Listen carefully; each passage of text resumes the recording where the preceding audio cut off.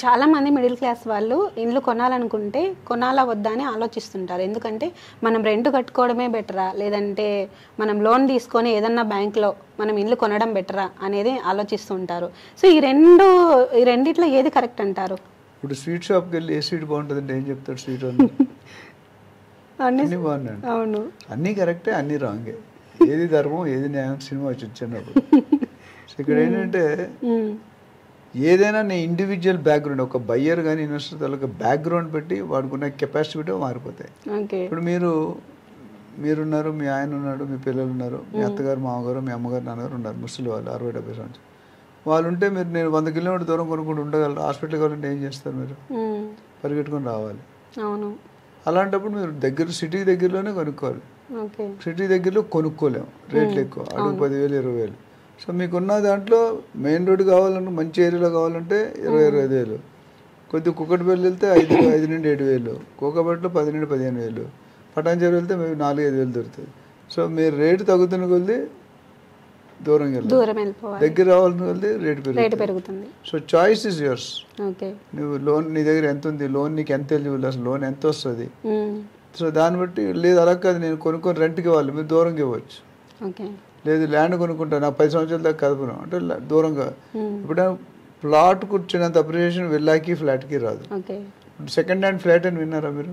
లేదు sir. Second hand flat ఉంటుంది, old second hand villa ఉంటుంది, కానీ సెకండ్ హ్యాండ్ ప్లాట్ ఉంటుంది. ప్లాట్ అంటే భూమి, అపార్ట్మెంట్ అంటే హై రైజ్ అపార్ట్మెంట్. సో ప్లాట్లో అది సెకండ్ హ్యాండ్ ఉండదు, అంటే వర్జిన్ అంటే ఒకటే సెకండ్ హ్యాండ్ అనే క్వశ్చన్ రాదు.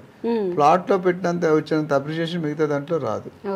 ప్లాట్ ఎక్కడికి బంజారాలో కొనుక్కోలేదు. 4 లక్షలు పోయేటువంటి ఎన్ని కొనుక్కుంటారు మీరు? రాదు అసలు. 4 లక్షలు అంటే మీరు కోర్టులో ఉండాలి. అదే మీరు షాద్ నగర్ RRR కొనుక్కుంటే 10,000 20,000 25,000 ఉంటుంది. సో మా దగ్గరికి రియల్టర్ ఆక్సిజన్ చెప్పే కంపెనీలో ఇన్వెస్ట్మెంట్ అడ్వైజర్ ఒక సెల్ ఉంది. అట్లనే రెండోది ఏంటంటే ట్రైనింగ్ సెల్, మూడోది మెంటరింగ్, నాలుగోది ప్రాజెక్ట్ మేనేజ్మెంట్, ఐదోది బ్రోకరేజ్.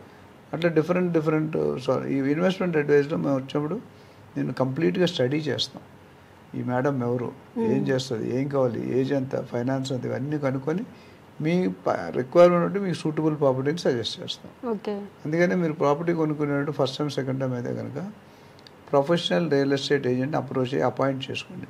వాళ్ళు 1-2% తీసుకుంటారని మీరు ఆలోచించి తీసుకోకపోతే సింహం నవ్వింది కదా అని ఫోటోగ్రాఫ్ తీసుకున్నట్టు ఉంటుంది. ఫోటోగ్రాఫ్ తీసుకుంటే ఎవరుంటారు ఫోటోలో? మీరుంటారు, సింహం ఉంటుంది. అందుకని ఇవన్నీ చాలా పెద్ద సబ్జెక్ట్. డాక్టర్ దగ్గరికి వెళ్తే డబ్బులు కట్టి వెళ్తాం, లాయర్ దగ్గరికి వెళ్తే డబ్బులు కట్టి కేసేస్తాం. మరి మా దగ్గర వచ్చినట్టు అంత అయిందాక డబ్బులు ఇయ్యరు.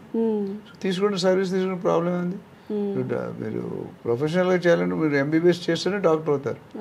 మరి ఇక్కడ ఏజెంట్ ఎట్లా అయిపోతుంది? బయ్యర్. సో ఇప్పుడు ఒక డాక్టర్ దగ్గరికి మీ ఫ్రెండ్స్ అందరూ రాత్రి భోజనానికి వెళ్ళారు, ఫుడ్ పాయిజన్ అయింది ముగ్గురికి ఒకటే మంది ఇస్తాడు డాక్టర్?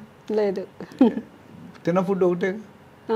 సో ఒకటే మంది ఇవ్వడం మీ బాడీ మెటబాలజీ ఎట్లా ఉంది అని తెలుసు. కొన్ని ఎలాగైనా మందులు ఇస్తాడా డాక్టర్ గారు? ఫస్ట్ ఇంట్రోగేషన్ చేస్తాను, నువ్వు ఏం తిన్నావు, ఎక్కడ తిరుగు, ఎవరితో తిరుగు, ఎప్పుడు, ఇవన్నీ అడిగే మందులు ఇస్తాడంటే మన టెస్టులు రాస్తాడు. టెస్టులు వచ్చిన తర్వాత చూసి మందులు రాసి ఇవి తగ్గపోతే మళ్ళీ రా అంటాడు. ఆయన దేవుడి తర్వాత దేవుడు, బట్ 100% చెప్పలేరు కదా, ట్రై చేస్తారు బెస్ట్. అక్కడ అన్ని కేసు ఉన్నాడు, ఇక్కడ ఎంత అక్కడ 500 కడతారు, 1000 రూపాయలు కానీ ఇక్కడ 2 కోట్లు 1 కోటి రూపాయలు కడుతున్నారు. ఎంత టైం స్పెండ్ చేయాలి? అది ఇంపార్టెంట్. దానివల్ల చాలా మంది ఇబ్బంది పడుతున్నారు.